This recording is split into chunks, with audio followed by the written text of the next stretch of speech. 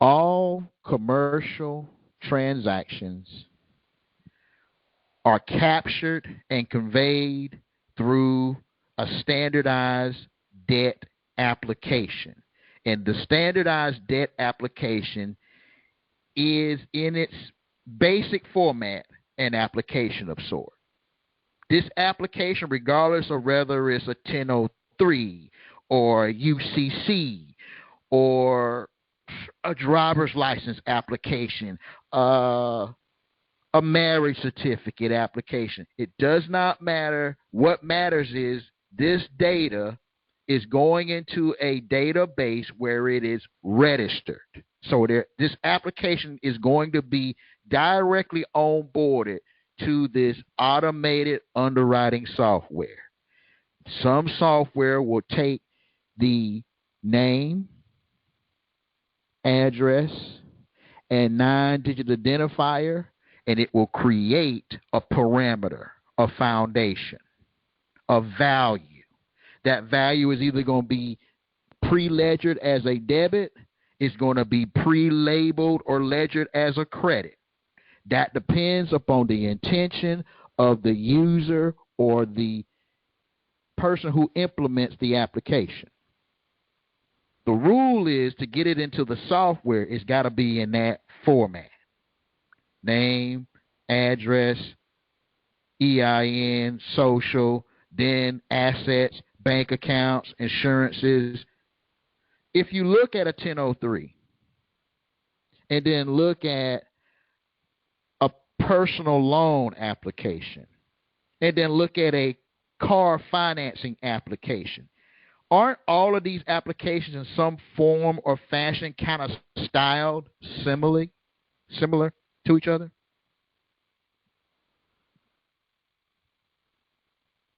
Like if you took the heading off of a 1003 and took the heading off of a personal loan application and you just filled out one that maybe was blue and green and this one was black and gold, other than the colors without the headings, aren't you putting the same information on these applications?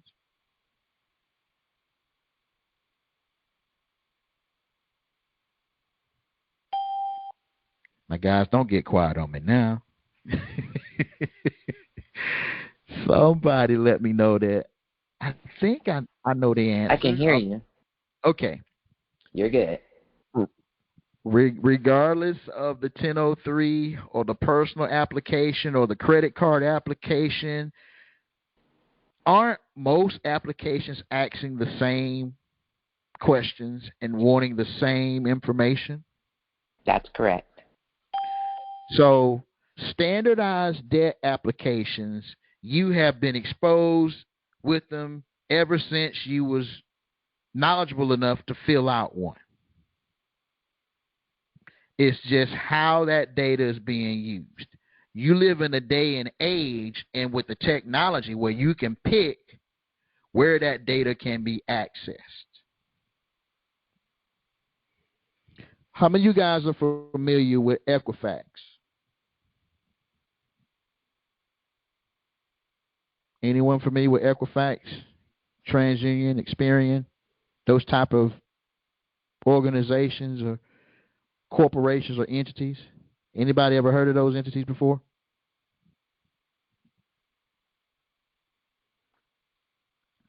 Hopefully you've heard of them before, and hopefully you understand that these institutions, they take this data and they populate it and they prepare reports. Now, the private corporation that calls itself credit reporting agencies, they serve a dual purpose. I got Brother Jarvis just asking the question. Let's see if I can bring him on right quick. Let's see here. Let's see if I can. Maybe I can. I'm not sure. Let's see if I can find him. Let's see.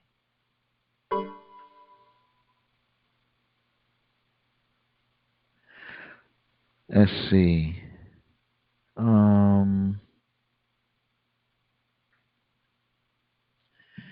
Well, let's see. I want to Bring him on. Let's see. All right, he pressed the number. Let's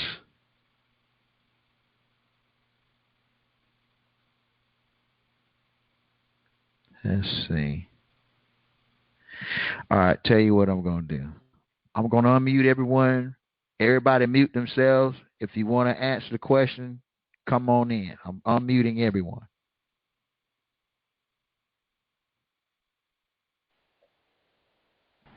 Brother Jarvis, you got a question for me? Nah, bro, I'm just trying to get unmuted so I can jump in. I didn't Gotcha. Okay, well, go ahead and mute yourself back then. No worries. Can you hear me, right. Big? I can hear you. All right, how you doing, brother? This brother Farrar. All right. What's good, big bro?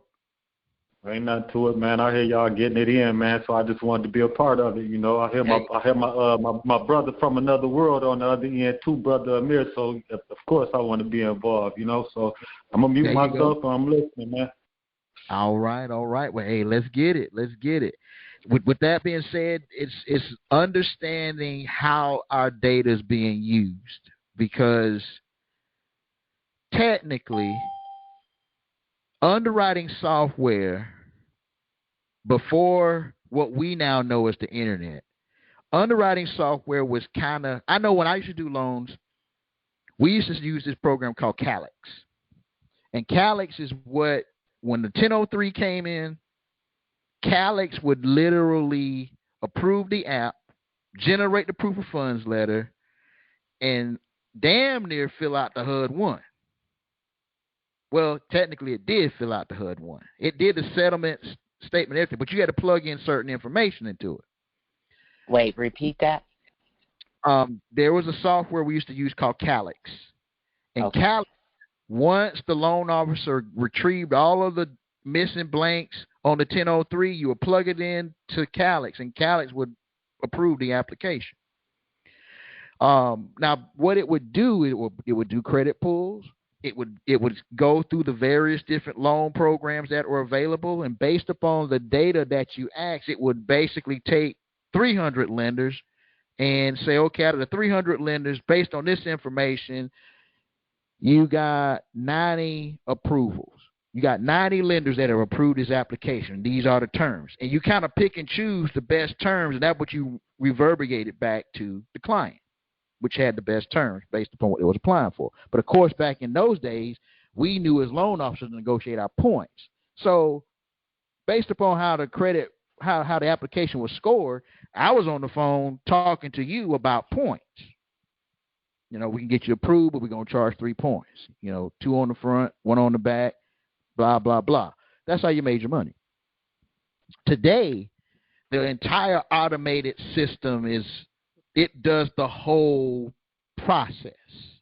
When you fill out the application, it's going directly into the software. And when you finish going through each number and letter and asset and liability, it's determining whether you are over your debt-to-income ratio. Like, how many of you guys know where you need to be in terms of debt-to-income ratio if you're trying to acquire another asset on your table? How much disposable income can you technically allot on a standard debt obligation or a standard debt application where you won't run afoul?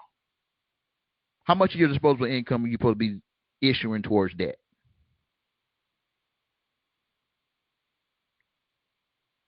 A third? Say that again? I think it's a third. 1/3 of your income? We'll say a third, but really only the way it's written now, applications get scrutinized when you exceed 10% of your disposable income. Now watch how I'm saying this. Everybody's looking around like, hell, I'm way over 10%. Of course, because that's how they make their money. How do you beat the algorithm?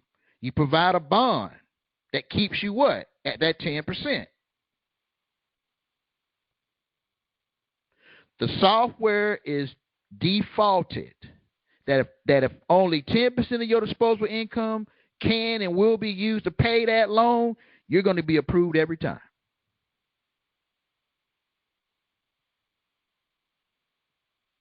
And how you accomplish that is by you bring in certain types of assets to keep you at that 10% threshold.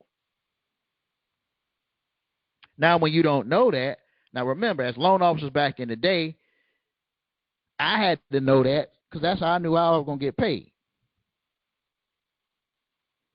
I knew that I got a lender who just is brand new in the field.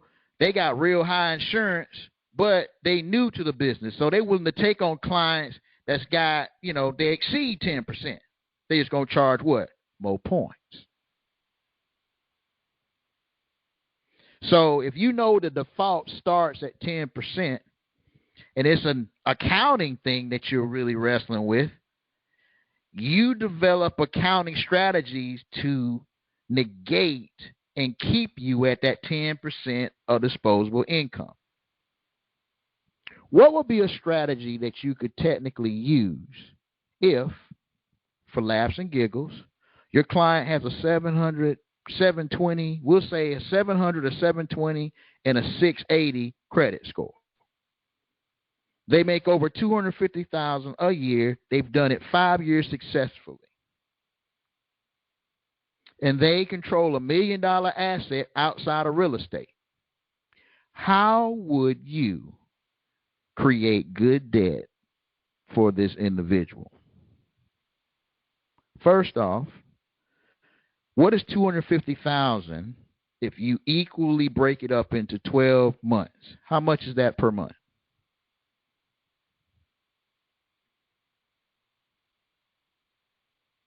It's open book test. Y'all got Chat GPT and hopefully a calculator or a smartphone. 20,833. How much? 20,833.33. So what's 10% of that? 2,000. Yep. So 2,083. So every time they take on debt, you're bringing a surety to the table that covers that 10%.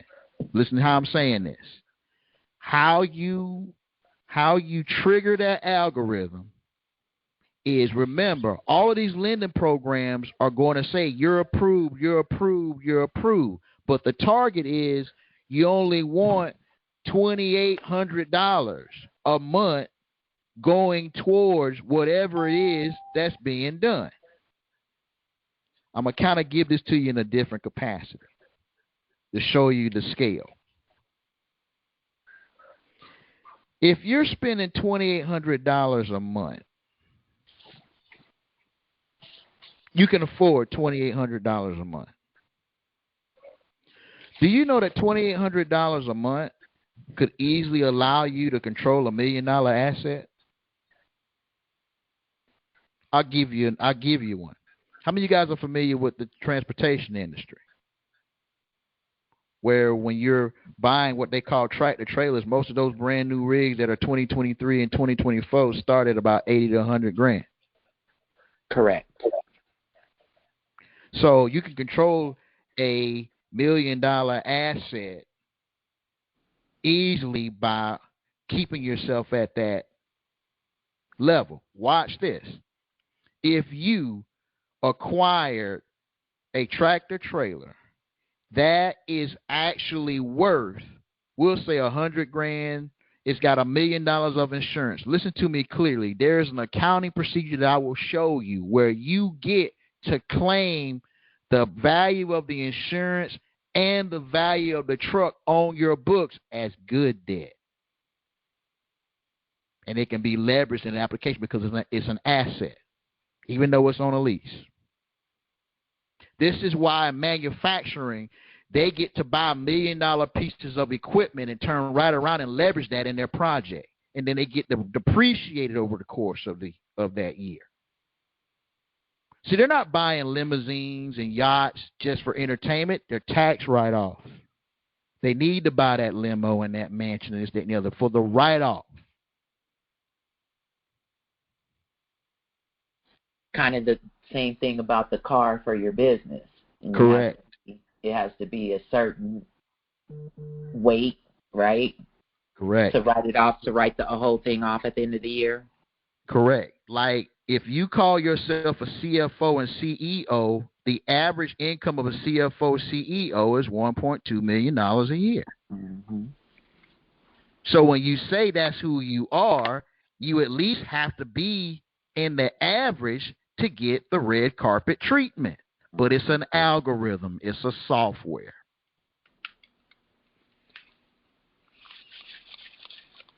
So it's definitely essential to understand the tools in your toolbox, like my man just said. Brother Farrar, in the aspect of what you dealt with, I know you guys do a lot of real estate. What have you noticed in this algorithm that you've really been able to take advantage of when it comes to valuations with real estate purchases and acquisitions? I mean, it's the same thing that you've been saying, man. You know, what I will say is this right here is everybody that's on your call need to really understand who they are first and foremost. You know what I'm saying? As far as trying to exceed anything else, that's my personal take on it. But as far as the real estate thing, man, you know, we've been working on it and doing a lot of things in that space. You know, right now, I really don't have no answers because a lot of stuff happened today, and so I'm just listening, man. And trying to take it in, man. I got you. You trying to perfect your notes. I'm with you, big bro. Yeah, I'm a student today, man, and I ain't in that you know that you know how I go, bro. You know how I get down, but my words ain't gonna come out clear like I want them and crispy, and my thoughts ain't there. So I got you. Look, I'm gonna help you out. Cause see what we'll do is I'm gonna help everyone in that regard. Here's what I want you to keep in mind. The algorithm is like a pendulum swinging from left to right. So we're going to say all the way up until July, the pendulum has swung. As far as it can swing in the aspect of Fed regulations, the LIBOR, all these things that govern interest rates here in the United States. The pendulum has swung as far as it can swing. So now it has to stop and start swinging in the other direction. So, two things. Because now it's at a point where it needs to be corrected. Right. Yeah. It's that you're at the part where with your accounting and the way this software is written, you can correct the record and come up when it swings in the other direction. That's why correcting the records, understanding that as long as it's Can I ask you a question, Big? Say it again. Can I ask you a question? So, based on what you're saying, and this me being a student, right? Totally, because I'm listening to you, and you always been absolutely correct with me and Amir as far as the accounting. We knew nothing really about that stuff. We was good at everything else we did. The accounting, we was a little bit, you know, we knew but we didn't know. So. As far as that right there, what you're saying is as far as that's concerned, and then the algorithms, the syntax, and the, you know, the AI is basically reprogramming the system based on our structures, our ledgers, and you program it, the system itself. Correct. Because you're saying that all of these different various companies are using these AIs, and I know they are. And so once we you know, allow our systems to be implemented into that particular systems or those systems that we may be using individually or whatever, that it'll automatically collaborate with all the various other systems and like basically here when you understand that when it sways in any direction, there are things that like you always classify your transactions the same way, you know, we harp and preach in accounting about the asset class. Like there is no overseer here in the States that can tell you and I, if you classify an asset as an M3 asset on your book, no one can tell you different. But when you get to twos and ones, that's why you have the agencies.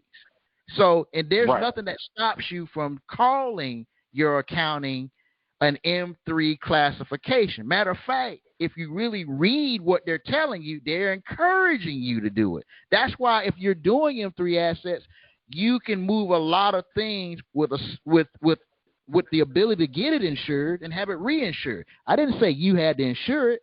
Create a risk that can be insured. See, Another question. Then I'm gonna let one more, because I got to get this out, because I know you got a lot of people on the call and they don't have some more questions. So everything you're saying, three-way reconciliation, and we discussed that, private, public, right? Right. So you got your private books. Right. Of course, you got your public books, and then you got the three-letter boy on the other side. Right. To reconciliate all those transactions, because everything is predicated on transaction. Correct. If I'm getting that correct. Right. So you got a transaction. You, as the individual, have a direct that's your transaction. And however you're trying to fulfill that transaction, however you want that to work out with, yourself making that work. And so, I guess I'm getting what you're saying. Three-way reconciliation, and it has to be that three-way reconciliation. Right. Mm-hmm. All of it has to work in that tandem. So when you're working in tandem, just like with for example, an LLC could have a liability on its book that, quote unquote, an S corp could leverage. Let's rearrange it. An S corp could have a credit on its book that a LLC could leverage. It's in tandem. Just like, think about when I talk about tandem, like a tractor trailer. The truck is tied to, it has a trailer that's on the fifth wheel, and it operates in tandem.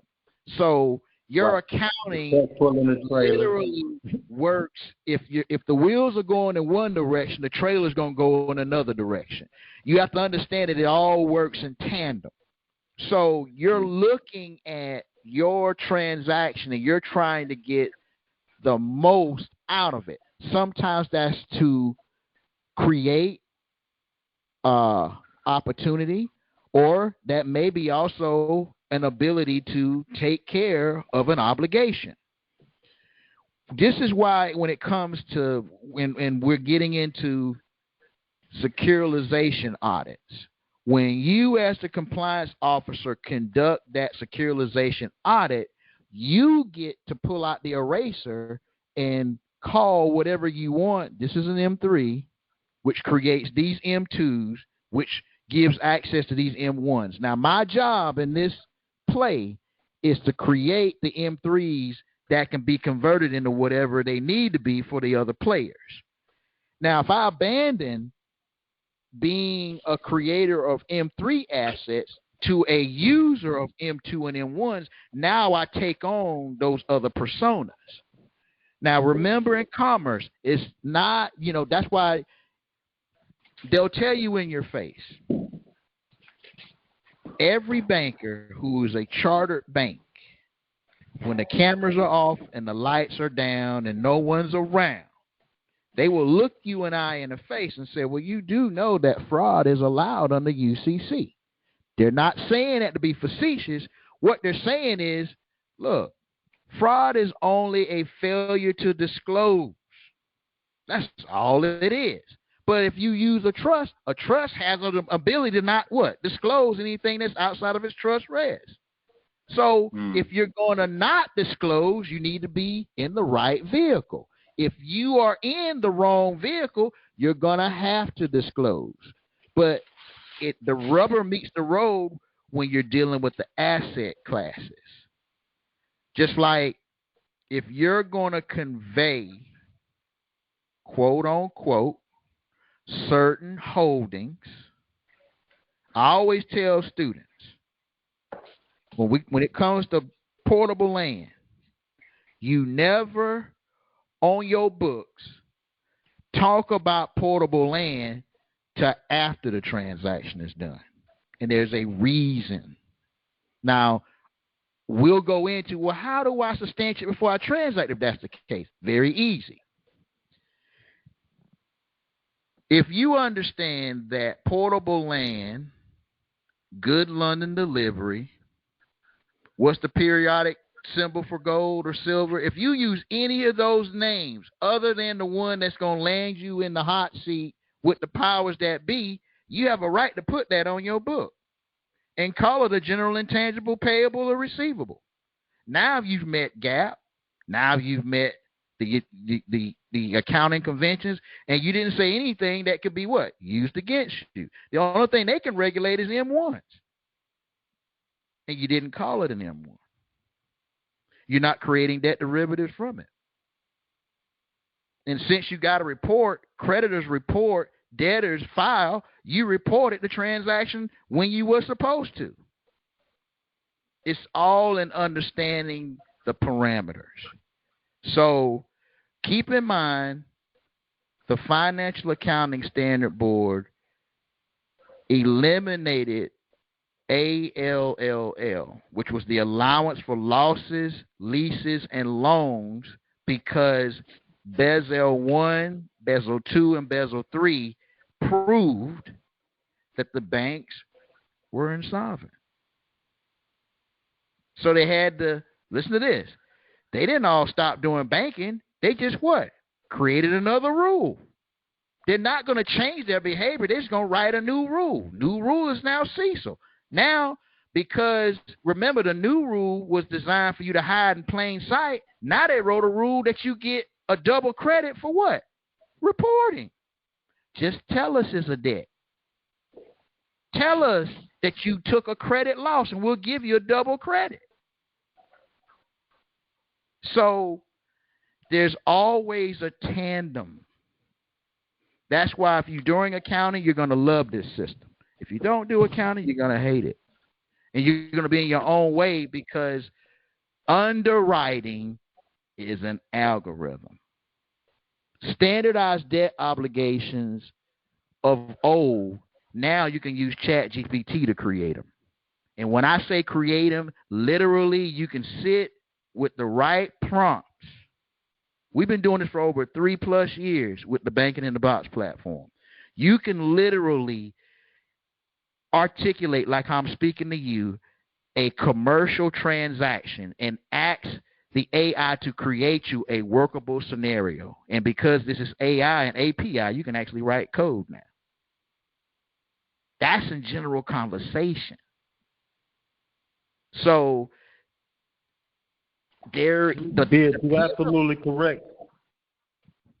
And I don't mean to cut you off, but they need to understand that, because you can literally. That's why repeat it. Just say it one more time. Sorry. I'll say it one more time. Just say it one more time. Literally, if you understand the transaction, right, you can literally orchestrate a real world scenario from articulating best case, worst case scenarios. Like I kind of give you, since this is an advanced class, I'm going to kind of give you the algorithm of how we're prompting the AI with Banking in the Box. It has gone through case after case after case. So it goes through like a 14 to 21 point inspection of CECL. And what it produces is 5 to 10 different conveyance models that you can use in the said transaction. So if you're saying, I'm trying to use a life insurance policy to fund this commercial transaction, these are the rules. And then you assign to that AI a role. Like you want the AI to be the underwriter. It will go into action and give you the algorithm. So technically, everyone in this class, especially on the advanced side, you want to develop your prompts. Because opposite of this conversation, when we get done with this class tonight, the stuff I'm going to post inside the new Bitches Space, and Brother Ferrano, make sure you get in there as well, because I think Amir's already onboarded. We released. I'm definitely familiar with the AI bid, man, and I've been using them. I've been telling Amir about them. Definitely. We are already every 250,000 characters we publish the data sets.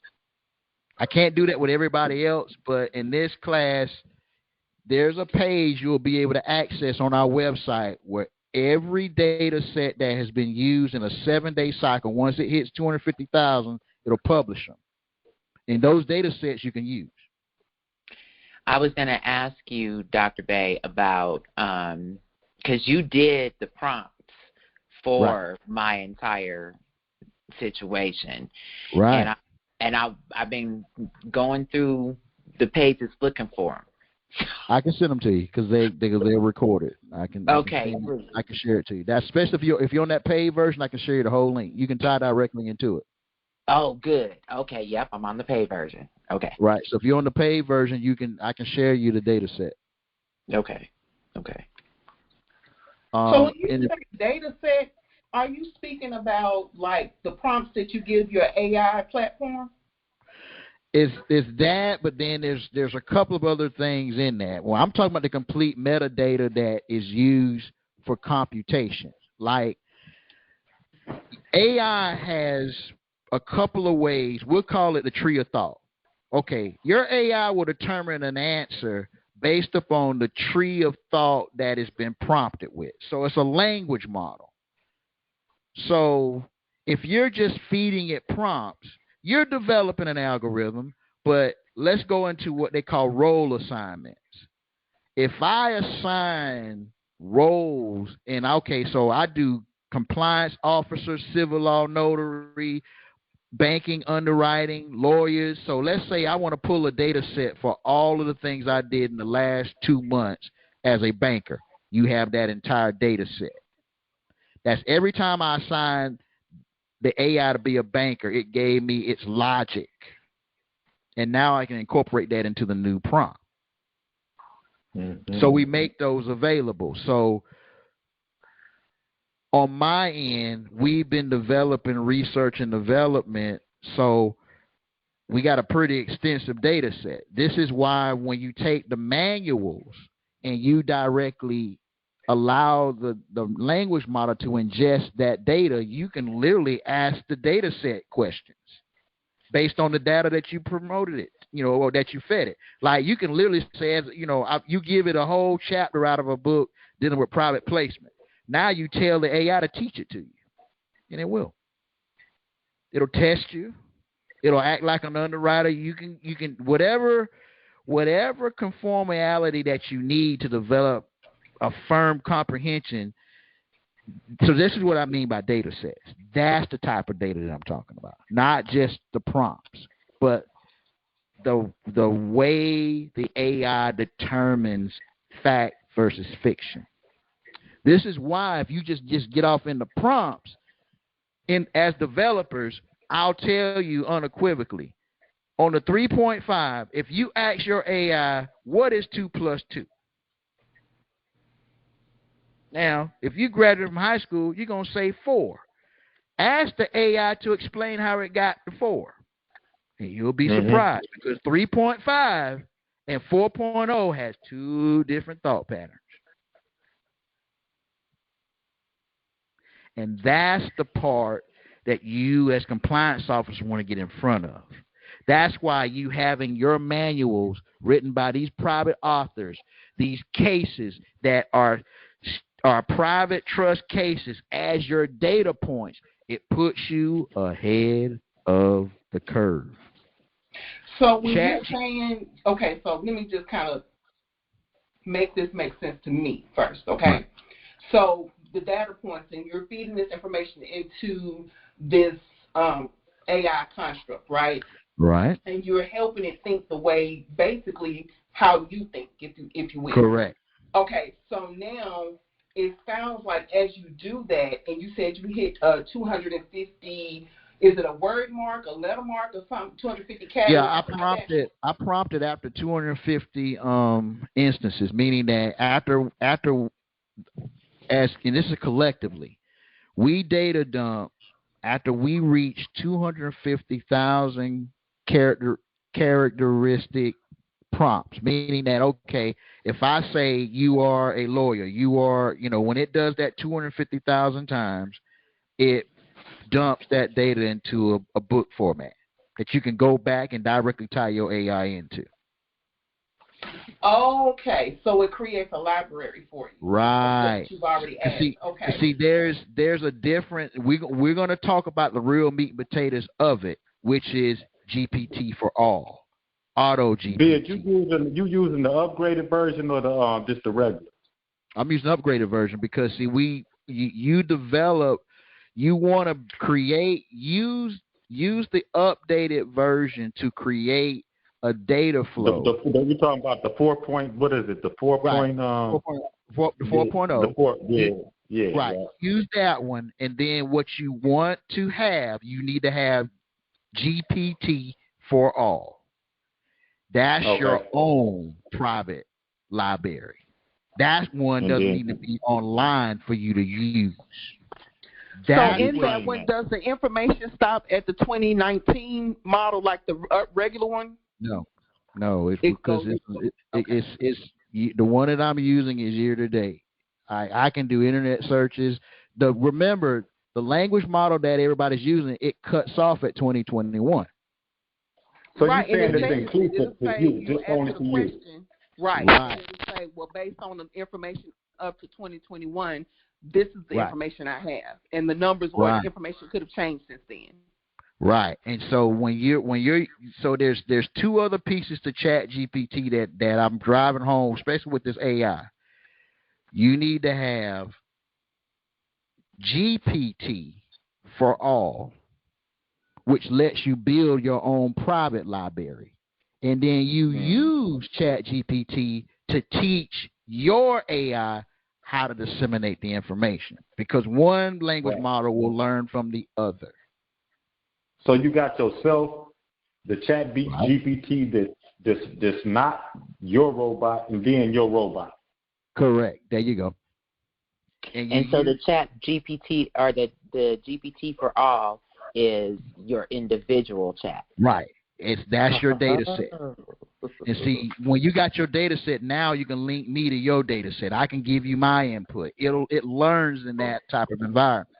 This is why corporations you're going to see this happen real quickly before the end of the year. Corporations, especially financial institutions, they're going to take their data sets totally out of circulation and make you pay for those data sets. Yeah. Yeah. And if you already start that, you can start soliciting. Like, you got to remember, there's a whole lot of stuff. See, there's asymmetric information that the AI doesn't like. It's an 8-year-old. So I'm telling you exactly how we're using it. When you listen to this class, you're going to see what we're talking about, but in an asymmetric format, where it can be retaught to an advanced legal team or to a 3-year-old. And if I tell it to give me 10 new versions for the next 30 days, we'll have this same class taught 10,000 ways. This language. The key is to understanding applicability. Banks and financial institutions, their data is tethered to APIs. So whatever you create in that data set, you technically now want to develop an API for it. Now you got the whole platform. Was this the proponent you were talking about yesterday, where you kept telling me I just need a component to point it to? Right. And I was thinking, I thought you were talking about the LEI, but you're really talking about the API. Right, because see, the LEI becomes part of that data set. You can prompt it. Like, I'm a share with you my automated software. Now, they're gonna give you how you now, guys, listen to me carefully. They're going to tell you how to tether income statements to balance sheets to DTCC, DTC to it's going to tell you that. But remember, this is in the asymmetric space. So there is no filters in the tutorial. It's just going to tell you where the prompts are and how to tie the data in. Once you see this, you're not going to be able to unsee it. You know why? Because what you're going to see here is going to be like, wait a minute. I done seen that before. So you mean to tell me if I take my Chat GPT and my QuickBooks, you got to see it, but it's quote unquote developers, we don't have a filter with symmetric and asymmetric. We're happy with creating a function. So we just want to know that the function can work, and I can share it. We develop technology to share it. Then everybody else proprietizes it. They make it they make it a certain type of information. They put licenses on it. But in this space, it's literally an a la carte. So banks, technically, when you go to Wells Fargo, when you go to Bank of America, when you go to Chase, and you go through every aspect of their website, you're going to run into a page that's going to give you their banking APIs. And you're going to be able to directly interact with their APIs. What are APIs again? When you go to the large financial institutions, now you have to be diligent, because a lot of folks, when they go to websites, they just go to the home page to contact us. They don't see what they want, they move on. You're going to have to click every link that's on that website. Right. Because no, I was saying, what does API stand for? Those protocols, these are like interfaces. This is the data that they can. It stands for application program information. Right.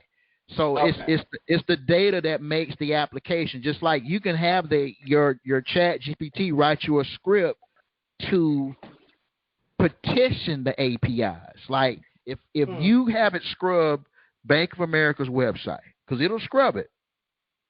It'll pull all the information out, and it'll give you the banking APIs. Now that you got it, it'll ask you what you want to do with it. So we can put it into the chat, and it will actually scrub that site for the banking APIs. Correct. Hold that thought for 1 second. Hold on.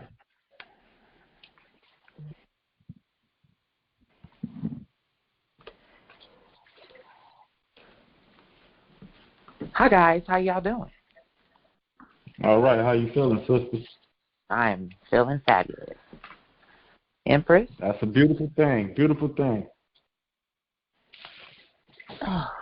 Yeah, this guy's a surgeon. He's surgical. Really? Don't y'all think? Yeah, absolutely. I've been doing surgical. Oh man. So now let me just kind of because my head is I'm gone. Okay. So, we're taking this information, cataloging it, putting it into our own private library, so we can say, okay, boom, I need you to I'm a private banker and I need you to write me an instrument for $5 million to take to Wells Fargo. What are their rules and regulations, and make it acceptable for Wells Fargo right now? Exactly. Well, I'll be done. He can explain that. He knows how to explain that. Yeah. Y'all got the best teacher in the world. Okay, I'm just making sure I'm hearing what I'm hearing, because I ain't been on these calls all the time. I'm saying? I got to work. Yeah, but trust I me. just want to make sure I heard what I thought I heard. Okay, you heard right. I teach people, and he taught me the accounting. So just trust me. Y'all okay, and I have a question about accounting. Yeah. Okay. Let's talk about accounting. So, in my, let's just say, travels and experiments, what I'm finding, and I just want to make sure I'm clear on this.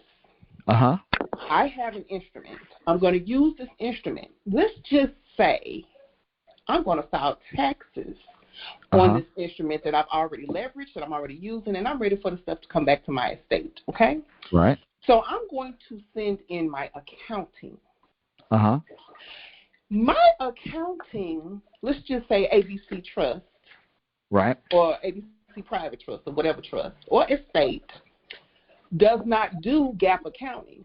But ABC Trust / estate has an accounting method, and it's ledgered. And when I do the accrual method, I'm sorry, say that again. No, I was just He understood what I was saying. I couldn't help myself real quick, but go ahead. No, I didn't hear you. Okay, I didn't hear what you said. Go ahead. But what I'm saying is, so let's just say that again, the accrual method? Yes.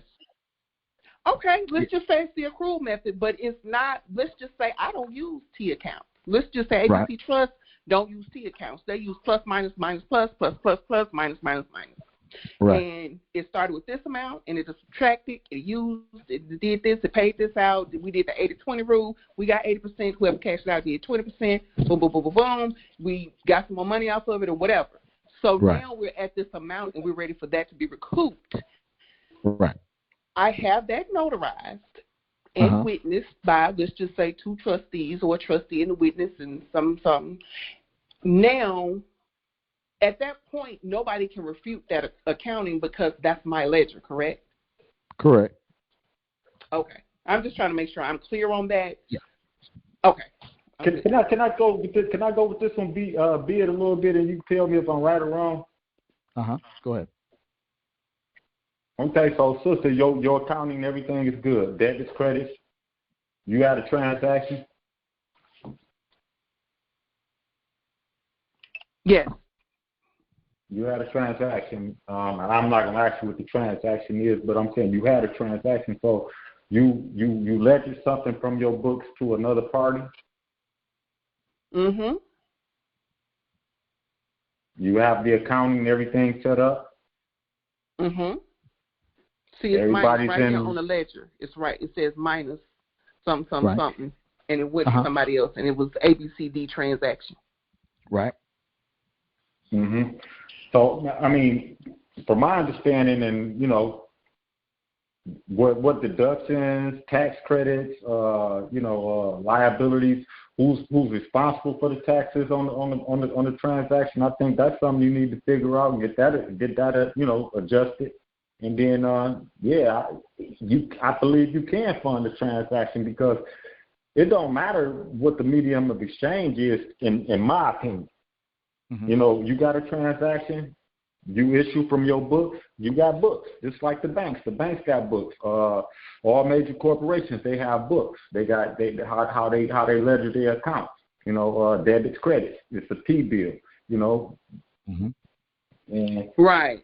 Coming off this side, going to that side. So if you did that and you can substantiate that and make that make sense, and here's the thing. It's audit proof.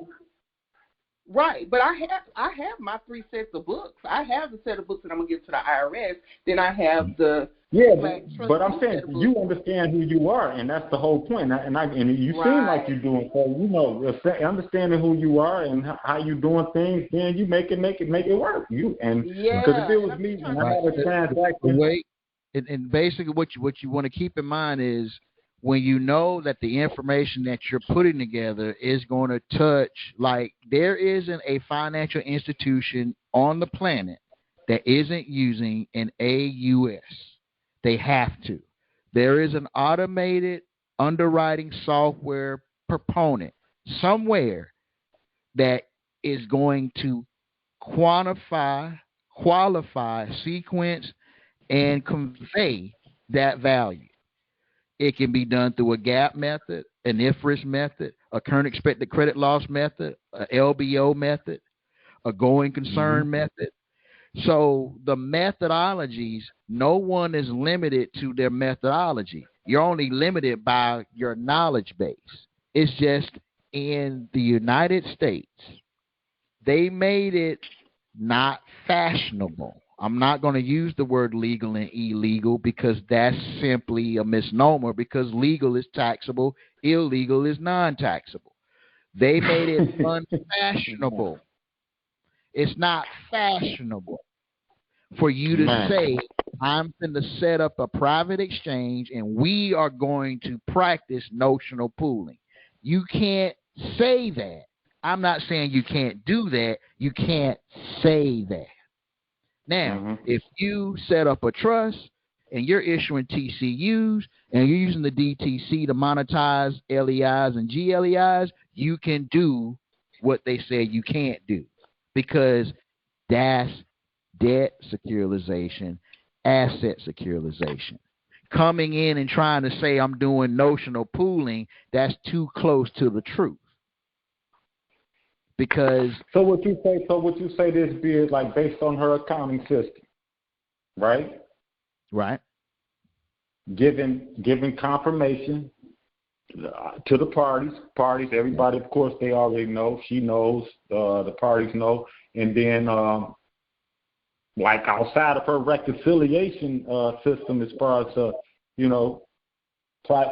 her private side, public side, and then who else would have to deal with that situation, and giving them notice of that situation, and saying, listen, this is what it is, and this is how we're going to cure this situation right here, or whether it's her settling debt or whether it's her taking care of the situation and funding that. Because I believe in funding. This was what I'm trying to get. This is what me and my partner, not just settling debt. Fuck this settling. Excuse my language. Exactly. Right. And the key to funding is understanding that if I call it a negative, that gives me the green light to use it. So if I'm going to use it for funding, who needs a negative on their book that can be reappropriated for funding? And now that question applies both to the debit. Who needs a debit that they can appreciate their books with? Because see, both credits and debit. Right. See, both systems can appreciate whether it's a credit or a debit. It just depends upon the methodology. And who's using the EIN, and whoever who willing to put their EIN up or their W-9 and say, listen, I'll take that. Right. Remember, you get to be what you want to be by saying, look, I'm going to be responsible, because everyone else has to be insured because they got limited responsibility. They got limited liability. The public has been trained to operate with limited liability. So if you show up and say, I'm fully responsible, now you get to create the scenario that you want to be in. So it's always been about some party on the other side. Right. So as long as you do the books, agree to be fully responsible in the conveyance, pick the most. You have so many defaults in that. This is why when we talk about bills of exchanges, the new LEI system lets you in real time, in nanosecond transactions, move value from your book to a security system where it can be settled. Now, that settlement could be in the form of a K-1 disbursement to another institution. That settlement could be a tax credit. That settlement could be a K-2 if it's foreign, or a K-3. The possibilities are limitless. It's just you have to understand that the standardized debt application has been tied to this cyber algorithm, and you get to create what that application is and the type of data that it can use. This is why LEIs, which are legal entity identifiers, if you put your social into that LEI system, you will find all of the different securities that are associated with it. If you put your tax ID number in that LEI system, you'll find even down to your birth certificate number, even down to a CPN, if it has touched any type of commercial transaction. This system monetizes 9-digit plus identifiers. It's done domestically, and then on the international level, it's done globally. That's why you got two number systems. You got the LEI, then you got the GLEI. And you just have to simply decide that if I know I got to be foreign to the United States, my LEI is going to become a GLEI. Now, as long as I got the LEI going one way and the GLEI going another way, you're doing proper accounting. The system now works for you. It'll monetize that data because that's how it's set up. So it's just understanding those principles. It's just understanding those. Guys, man, I know we're having a great roll with this class. I just got a call. I got to take one of my little ones somewhere. Like, technically, I got to take him to the hospital. So I'm going to have to put a pin in the class. Beard, it's always good talking to you, man. And appreciate everybody. I just got to get back with you on a personal note, man. Definitely. Look, this is not the end. It's just the beginning. I will make this available once it's transcribed. Just give me an opportunity to definitely take care of some personal business. I will be back in the driver's seat shortly. All right. Take care of your family. All right. I hope everything works out, man. All right. Peace and love. Peace and love.